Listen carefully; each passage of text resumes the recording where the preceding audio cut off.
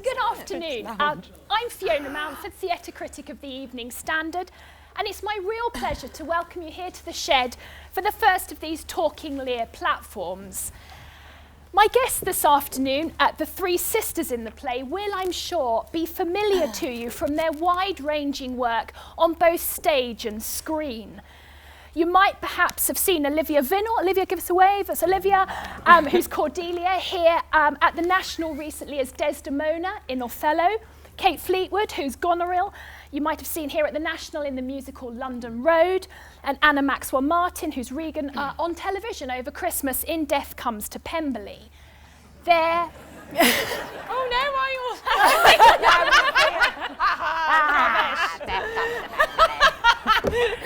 They're three of the finest actresses of their generation. They're an absolute treat in the play, and it's a delight to have them here. So welcome this afternoon.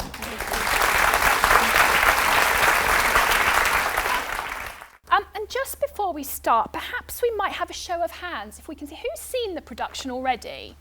Oh, quite a few. Okay, and who has got tickets to see it later on or tonight, maybe? Oh, okay, all right. So we'll try to make sure we don't spoil anything for you, but I suspect you might know the ending already. All right, so if we can start, perhaps a question for the three of you. What was your experience of King Lear, or indeed your exposure to it before you started work on it here? Had you been in it before? Did you know it well? Youngest first. Youngest first. I'd never been in it before, but I had seen it a few times. Probably the Shakespeare play that I'd seen the most. Okay. I remember the first time I saw it, I was on a school trip to the Globe, and the soldiers walked through the audience, and my hair got stuck to their chain metal and ripped a big shred of my hair out. So I spent the rest. It's quite a traumatic introduction to King Lear. That is. Yeah. No. Anna, did you? I've been in it actually. I did it at university, and I played the fool. I played King Lear. No, I played the fool. The fool. Yeah, Okay. a fruit fool, and had a great time. But I haven't actually ever seen it. Okay. A proper bona fide production. Okay. I've seen it lots of times. I studied it for A-level English literature, and I think a lot of people's first experience of King Lear, maybe in Warwickshire on their course, their first introduction to King Lear is through English literature, and I think it's one of those. It's interesting because a lot of people say, "Oh, it's my favourite play. It's my favourite play," because they study it in English literature, and I think when you pull it apart, it's a different animal when you're working on something sort of on just the text and not making it for the stage. And I think it's only when you're doing it, producing it, making it, that you realise actually it's a very tricky play. Right. There's loads of subplots, loads of scenes. It's a very, very difficult beast to put on, and it's a bit like Hamlet. You know, you might get that part of the game and not that part, or whatever. It's very, very full of pit stops and things, and pitfalls, of things that can go wrong. Pit stops, yes, well, we have pit stops because we're not in Act 3. That's your Much. Chat stops. We're chat stops, internet shopping stops. We read it. I remember we read it at school in an after-school class, and it was 4 afternoon sessions because we weren't doing it for A-level, but it was deemed important. And for some reason, I could only go to sessions 1 and 3 out and not 2 and 4. So for a long time, I didn't actually know how it ended. So there we go. But so did you know each other prior to this project? Seen her on the telly. No, we did. I'd met Kate at a dinner party. I didn't. But I didn't know our baby sister. No, but we have a friend in common, Lindsay Marshall. We're all friends with Lindsay, and so we'd seen Olivia in Othello, hadn't we? And we did the 50th anniversary. Of course, you're all in the gala. That's right. So before you started rehearsals, did you have any preconceived ideas about the characters that you each played? Did you turn up on day one thinking, this is what I think, this is where I am with it? We did a workshop a few months ago with Sam, where we had a sort of little explore, tentative steps kind of into the play. And I did at that point think, oh, I think I might do it like this. And then that all changed actually in the process of it. And for me, there was one pivotal rehearsal, and that kind of changed my idea of the character, and also meeting the guy who plays my husband, lovely Michael. and how his casting and how he was playing Cornwall, and that affected how I thought I should play Regan. Kate, did you have? I didn't have preconceptions. I had a feeling that the character I'd been sort of thinking about was a very tight coil, if you like, and a lot of that comes from the language. And actually, I learned in the process, actually, with the voice department, we looked at Goneril never speaks in metaphor ever. It's all just examples of, or she never lets her language become poetic. Right. And that helped. That was something I took from her connecting to the character. But yeah, I'd always had this sort of feeling that she should be this tight spring that then gets released with the Edmund thing. But the relationship, I think we all felt, you can't really choose the relationship that you have with your father, with King Lear, which obviously then has a huge impact on how you then play the rest of the character until you're in the room and you're with Simon and you're working out what that really is. So yes, you can think, oh, I'd quite like to play her like Kristen Scott Thomas, or but that until you're in the room, that might not work out. Olivia, did you don't look like her? Did you have? That's a bit disappointing already. But. Olivia, did you have any thoughts before you went into it? I think I've always found with Cordelia that she can come across quite. She's not. Even though all the action in the play kind of revolves around what she does, she isn't herself that memorable a character, I found, within the Shakespeare's women. So I didn't have any ideas of how I wanted to play her, just that I wanted to find or try and find the human reasons why she does what she does, instead of just being an icon of, goodliness and holiness, and not just a kind of figure of, I do this because I'm righteous. Yes. What really makes her tick. So yeah. Sure.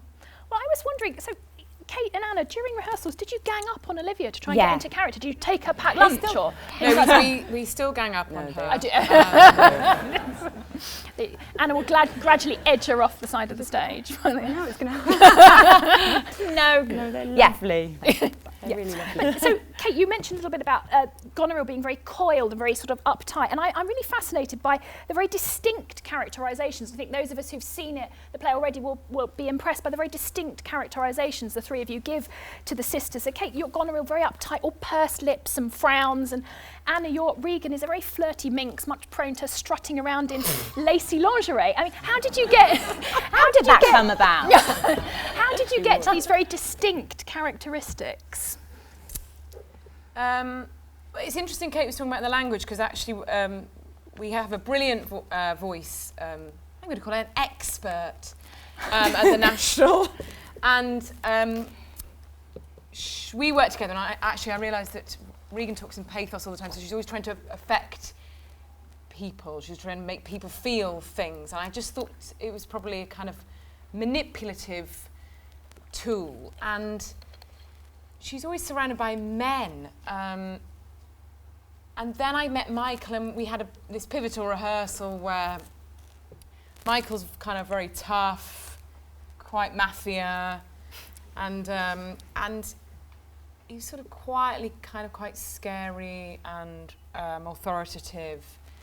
And it's just started to see her slightly as a sort of gangster's mole type. And after he dies, she takes her opportunity, and she's strong, but she's sort of seems to always be manipulating all the men around her. So that's where the kind of sexual manipulation comes from. And then it's very difficult in play to work out, especially with Regan, why Lear doesn't actually ever say anything ghastly to Regan. I mean, he is pushed to. Yes. Towards the end, but really his wrath is really mostly towards Goneril. So it's hard to work out why Regan does what she does, and I didn't bother trying to work that out, because in Shakespeare you've just got to kind of go with the flow, hey, you end up blinding someone. Just another day in the theatre. But I just thought maybe it also expressed this kind of flirty nature she has, the need to manipulate men, the need for men to like her, also kind of reflected this relationship she had with her father, or non-existent relationship she had with her father. Sure. And how much input did the three of you have into the costumes you wear? Because they're very striking. I mean, you always have a lot of input. I mean, you're not just presented with. No, I mean, No, you'll no, be no. told to wear. yeah. You have a good conversation with the designer and or the director and whoever the director is at that time, and then obviously because of time and stuff, the designer will have made some sketches and got things moving. But if you were to be completely, that's really not how I'm imagining Yes, it, then yeah. of course they'd reimagine it for you. But no, there's quite a lot of input. I mean, I have a skirt. I was going to say, you have one very striking moment with a skirt. I have a skirt and a spoiler. But that's how exciting. My skirt's a spoiler. How relevant am I? And that there's a bit of business with the skirt, and that came out of the rehearsal. So I then went to the designer and said, I need to have this thing happen with my skirt. Yes. Like Bucks Fizz. Yes. It's like the Eurovision Song Contest.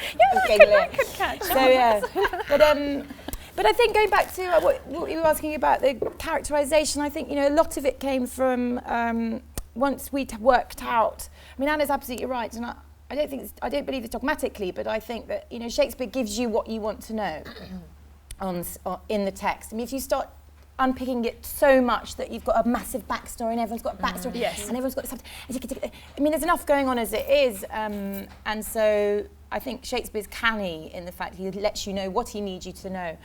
I think also you move away from the language very quickly if you start to doing invent this. Why would I blind someone? I must be a knight. Yeah. You need to be in the language on the moment, yeah. in the moment, and otherwise you're playing too many thoughts. Right. But we worked. I mean, obviously, I sort of thought a lot about being the eldest. I'm the youngest in my family, but I have lots of experience with families with elder children, and elder sisters particularly, and that position of responsibility and the position of always feeling that you're the one that's mucked up and the others get the opportunity to muck up and not be responsible. And Lear is so horrible to Goneril, and then she takes on a lot of his and I suppose I felt that she was a neglected child. Yes. And that's sort of feeding into a lot of how I characterise her. I appreciate, Anna, what you just said. We don't want to kind of build up big backstories and so on, but if we might just indulge in a little spot of extra textual speculation, and I don't think it's the last time we'll be doing this afternoon, can we conclude that these three sisters did not have a happy childhood? But why did Get Simon Russell Beale in here. We need some explanation. Why did Cordelia get off more lightly than the other two then? I mean, there's no mention of a mother in this play, Well, which is a yes. really interesting. Not lots of his plays though. I mean, Yeah. they're very rarely present. Yeah. I mean, you have to make something up that works for yourself in the situation that's gonna, work. And I think for me, I just had to kind of think of it that Cordelia, I think for me, wanted to have the love of her sisters, but she was the youngest by, a bit of a way, and there's no mother around, and her father gave her a lot of attention. Kate and Anna By a really long way. Olivia. She's about 30 years younger than them. So they just hate her. Young. You choose now. It's all Cordelia. There might not be four of us left on here come 4 o'clock. I'm joking. Funny. So okay, so Cordelia's the oldest. you had to you wanted to create some kind of, a little bit Yeah, of info for yourself. Yeah. Just to make it work for you. I mean, no one else is going to see that or pick up. Well, they might not Well, pick you up let on the it. cat out the bag now. So now I tell them. Cordelia's the only one who's still living with Lear. The other two have gone. Right. Yes. Yes, and I think I don't know. There was a breakthrough moment for me a while ago, or probably the night before press or something. But where if Cordelia doesn't toe the line, and then that's putting us into such a terrible position of now having to look after him. And actually, it was always possibly assumed that she would always care for him. Okay. Because he says, "My nursery, she will be my I will be nursed by her." Right. And I think this is. I mean, it's such a big. You have obedience scanted. Had you not done that, we wouldn't have to be responsible for him. And so that's a really big thing that her utopian ideal of love and she must always love her husband fully. Whereas I think, Goneril has grown up in a patriarchal society where she thinks, Albany, she kowtows to to the responsibility of men and their position, and then of course through the latter part of this play she unfurls that. But it's an interesting thing about Cordelia. Also, being she's just his idealistic. favourite. She is just his. It's as simple as that. That's what we were saying about not expanding on the text too much. She just is his favourite. I mean, that's just in the language straight away, isn't it? Parents have favourites. Yeah. In the language straight away, it's just our most adored, our most, she'll have more ample than these two. It's never, it's all there. You don't really need to embroider too much more. Olivia, Cordelia makes a terrific impact at the start of the play, and then she's off stage for quite some time. So how do you stay focused, or do you kind of kick back and do the crossword? It's something that I'm only trying to figure out at the moment. I haven't got into a routine or anything, but you do need to try and stay focused, because she disappears for about 2 hours and it's hard to just come back in and feel like you know so little of what's happened. Cordelia hasn't seen any of what's been going on. It's just been through letters and that she's heard about the king and she's desperate to see him. So to have that time off stage and stay focused is hard. Someone suggested French dancing to me. That was Jeanette, the voice teacher. French dancing. I should do some French dancing. And how was that suggested? That would be particularly helpful. Just kind of, you're moving to.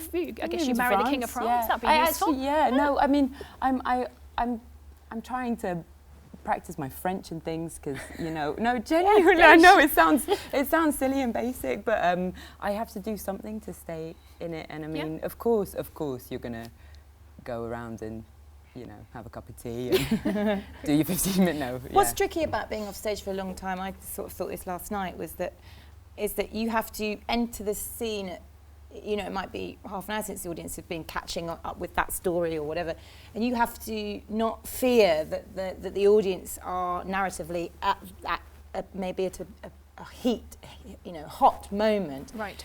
And that you then come on, you can't just go, well, look, I've been off for a bit. Yes. Do you remember me? You have to hit the ground running, assuming that the audience, that the kettle is boiling as you hit the stage. And if you come in slightly under, thinking, the baton gets dropped, as we call it in theatre. Do you sense different audience reactions at different performances? Is that something that's very... Actors are famous for going, oh, it's a bad audience tonight. It's a bad audience. Oh, it's a Thursday. Oh, it's a Monday. Typical Wednesday night audience. If they don't get the right laughs in the right places, and if they do, oh, it's a good audience tonight. Did you really feel they were with us tonight? Actors are famous for doing this. They have no rhyme or reason to it at all. But so you can sense each night sort of different temperature of audience.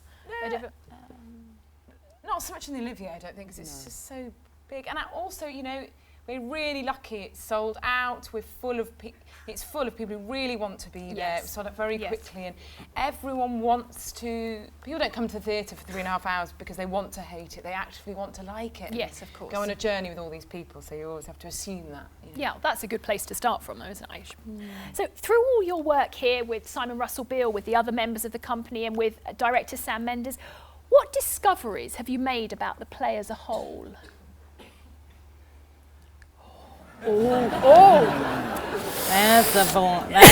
That's thinking. That's thinking. That's thinking face. I think for me, one thing, listening to it. There we go. Cordelia saves. Just save it. I'll get my gun out. Glad you haven't pushed her off the end of the Very proud. She'll be very proud. Is just listening to it, something that I had never really heard before, is just how the sisters, Regan and Goneril, I've always heard of them as kind of labelled as the evil ones, but actually how horrible he is to them. That had never really struck me before. Right. I mean, the things he says to Goneril and the way he pushes them, and almost, I feel at times that you just really sympathise with them. They didn't expect any of this, and it's thrown on them, and they're having to deal with these things in the moment with a man who's just completely spiralling away from what they knew him to be. Yes. And that's something that really struck me. Well, among many other things, as we all know, this play is the story of two fathers, of Lear and of Gloucester, making two sets of disastrous errors of judgment about their children. And Why do you think they're so quick to think the worst of Cordelia and Edgar when it's reported that until a couple of minutes previously they were extremely fond of the two of them? I mean, and they only hit upon the real truths of the situation when one is mad and the other's blind. It's because I think it's because the status quo is so quickly shifted. Right. You know, so control is taken away.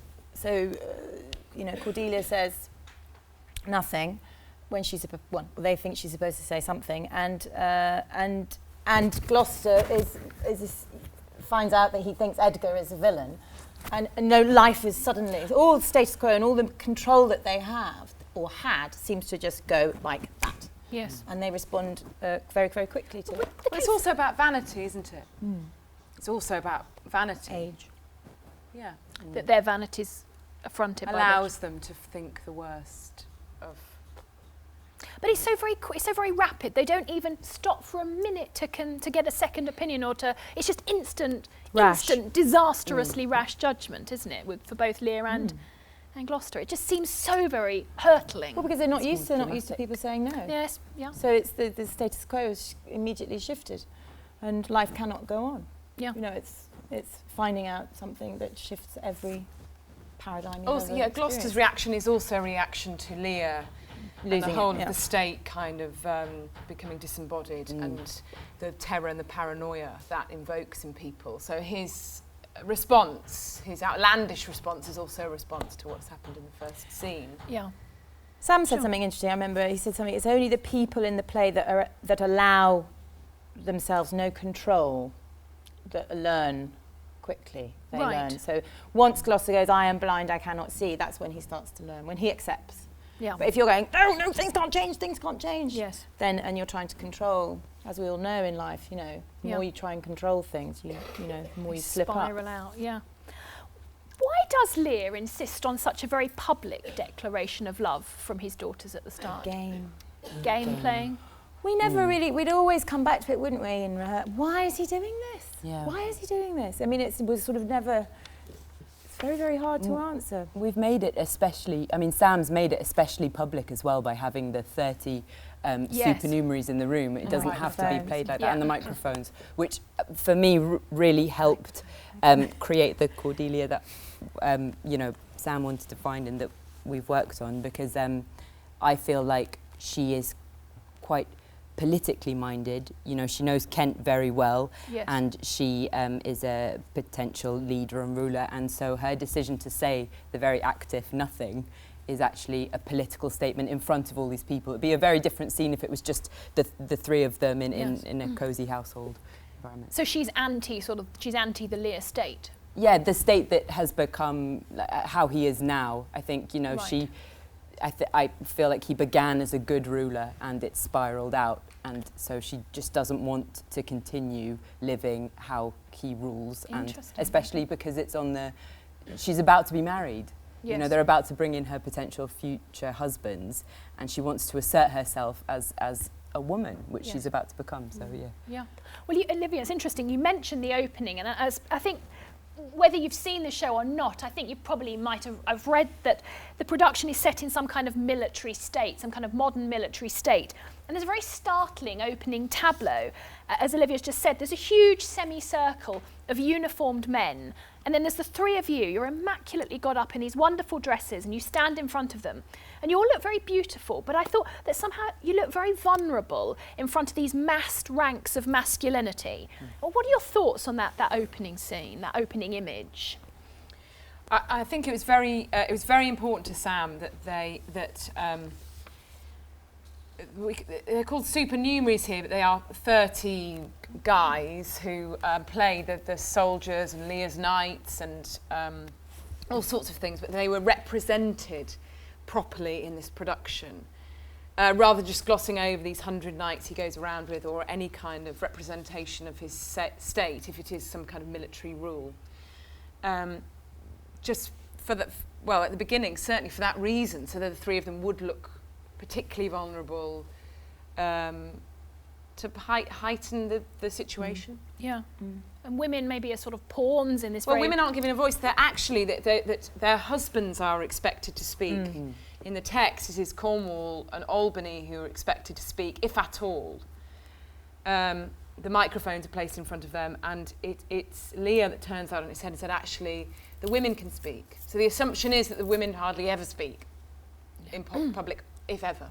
Sure. Well, it's interesting, you've touched on that, Anna. I was fascinated by the very visceral portrayal of Lear's retinue. They're a large number, they're a disordered rabble of very rowdy, beery, sort of rugby club type men. And usually productions only let us see a couple of them, if any at all, which I think always makes it quite easy to side with Lear and feel that he's being hard done by, because he's, oh, my retinue, and you think, oh, poor Lear, no retinue. But then you see this absolute invasion, and it's obvious why Goneril doesn't want this lot. Nobody would want them in her house. I think it's important, actually, Olivia made the point that it is that was a huge realisation for me and Kate, that actually Goneril and Regan aren't being unreasonable.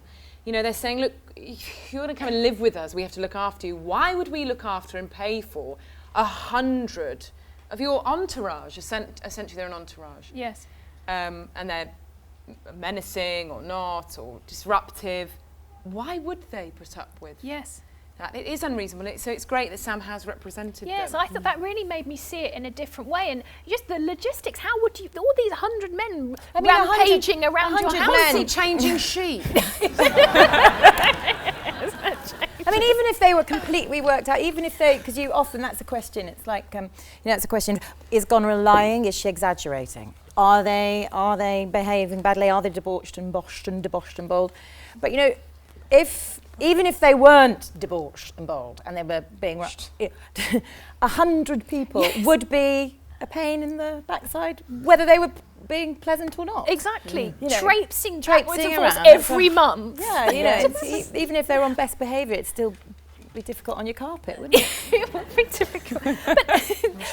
So I think we're siding a little bit more with Goneril and Regan at the start, because we are seeing this. Yes, we're siding with the sisters. But then, given that we think they're being a little bit more reasonable, then how is it that they slip so easily into cruelty and such extreme violence, if they have got a fair point to make about this rabble? Cordelia knows what they are. Oh, come on. So, I mean, it's difficult in that first scene because you haven't seen any examples of just how awful they can be, but Cordelia has grown up in this house with these two sisters who I think we have to take have been really, really awful to her. Right. You know, that this has such a tongue that is just, you know, terrible, and her eyes always begging for more, and she just wants the stuff. And I think we have to take Cordelia at her honest face value word that they really are terrible. So it comes out. So even though he's awful, there's got to be some real torment underneath to make it as bad as it is. Yeah. I think, so sort of it was always there, and it just. Well, I think the violence comes out of the fact that in one action, Lear opens the door into hell. You know, with one action of vanity, by asking us to speak and say how much we love him, and by not accepting what Cordelia says, he does open the doorway to hell, and the play just runs amok, it gets out of control, and I think that's what releases Yeah. Because the terror for everyone. It's such... The personal and the political are so inextricably linked, aren't they? Because it's not just Lear giving gifts to some ungrateful daughters, he's actually dividing up a kingdom. So Cordelia's refusal actually 5 acts later ends in civil war. So it's a big thing. So it's opening the doors to hell. So what's the most useful note that Sam Mendes gave each of you about your characters? Nothing. Nothing, no use, no. Nothing. Nothing. Nothing, my lord. What's the most useful note? God, so many. He's not here. So many. He snuck in at the back. I think. God, it's funny, isn't it? I've got lots of other things. Lots of other things I can ask you. But think about that for a minute. We have to think about that. Think about that for a minute. Do you Sam gave me quite an interesting. I managed to think of one. Think of one, which was quite useful. Is I often had trouble in the second act, just kind of sort of owning Regan, like getting a real. And he said you have to. And as 3 actresses, actually, we're all quite nice, we're not nasty, kind of ambitious people. And he did say you will have to put that to one side. These are people of true ambition. I mean, it's dripping from their eyeballs, you know, and you have to forget your lack of ambition or Right. your, we're always so ding, ding, ding, ding, ding, and really kind of Yeah, kind of push tune forward. into total ambition. Sure, okay. Do you have any lines or moments in the production that are your particular favourites each night? And conversely, are there any that you dread and you're very glad when they're over each night? I love Kate saying, pluck out his eye! Pluck out his eye! The one line I absolutely find very difficult to say is, and it often happens because we splice together some prose, and I mean, I know this sounds really pretentious. You can really tell as an actor when the text isn't flowing, and that we've had to sort of splice some lines together, because you do find yourself going, oh, that's not work. That's really difficult. Right. So I say. The best and soundest of his time hath been but rash, but now must we look to receive from his age not alone the imperfections of long and grain condition, but also the unruly waywardness that infirm and choleric years bring with them. And I hate saying it every night because we've spliced together 2 lines, and she's going. I'm going, she'll go through it. Do it so well in one breath. Let's just say it really quickly, one breath. Just so those of us who are seeing the play tonight know where to look out for that. Comes in Right right at the top. Right at the beginning. Right at the beginning, and Anne'll be going. When I do it, and I'm going, I did it. Anna, Olivia, do you have any particular highs and lows of the evening?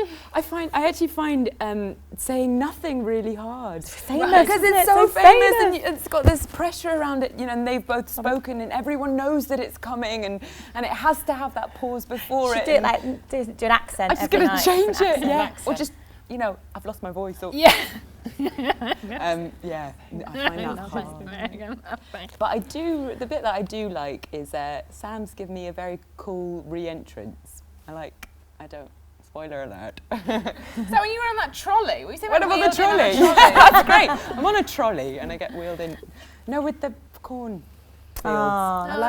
Yes. And a gun. And a gun. Corn I and get a gun. That's I an never got one actress's in Othello. dream. It's good. Corn. Anna, do you have any favourite, or obviously you're bored when Kate does this long piece? Just when Kate talks. Just when Kate talks. Kate shuts up, it's better. Lines. I mean, I can't help but really enjoy the blinding scene. Right. I think that's mostly why I took the part. I just really wanted to do that scene. I love it. I love it. It's great fun. the audience really, don't they? They really. Can you hear that reaction from the audience?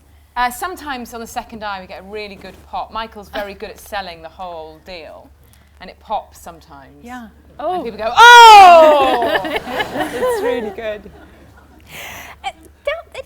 Turn focus a little bit now. Down the centuries, there have been many attempts to rewrite King Lear to give it a happy ending. That's So, true. would it have been better if Shakespeare had actually let goodness triumph over suffering and Cordelia marry Edgar and go on to rule a reunited kingdom? No. Of course it would. No.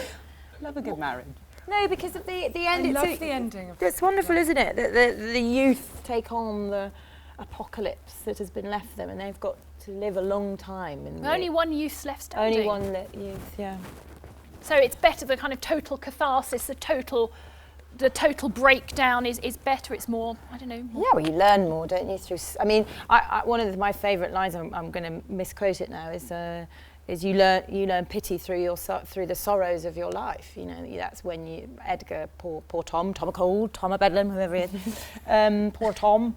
He says, I learned pity through the sorrows of my life, But we couldn't have 4.5 acts of sorrow, and then just a little. and then a Morris dance. And then a Morris dance. Yeah. A little bit of hey nonny nonny at the Yeah. end. No, Olivia. No, I don't think so. No? I think those last lines of Edgar's, when he says, "Speak what we feel, not what we ought to say," just wouldn't have the power that it holds if it didn't end with such awful suffering beyond all. And Lear, the howl, it's just. Now, this is a question that has preoccupied scholars and playgoers down the centuries, but I see no reason why we shouldn't provide a definitive answer here this afternoon. Anna. What is our eternal fascination with King Lear? What does it teach us? Well, it's like I think that's why I liked it when I was a teenager.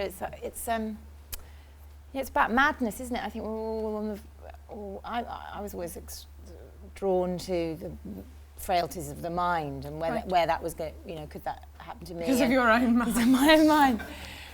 Age and the frailties of the mind, you know, it's what afflicts a lot of all of us at some point. And I think it's a very human study, isn't it? Yeah. And I also think, in a really practical way, sounds a bit cynical, but I think also the reason it's staged so much is because, of course, lots of older actors want to triumph in Lear. Right. You know, it is a huge part. Yeah. It is a mountain to climb, which Simon makes look so effortless. Yeah. But of course, they all want to have a go. Well, look, there's so much here that I'm sure we could continue to talk about, but I'm afraid we're going to have to wrap things up now. All that remains for me to do is to thank you all very much for coming, and of course to thank our guests Kate Fleetwood, Anna Maxwell Martin and Olivia Vinall. Thanks very much.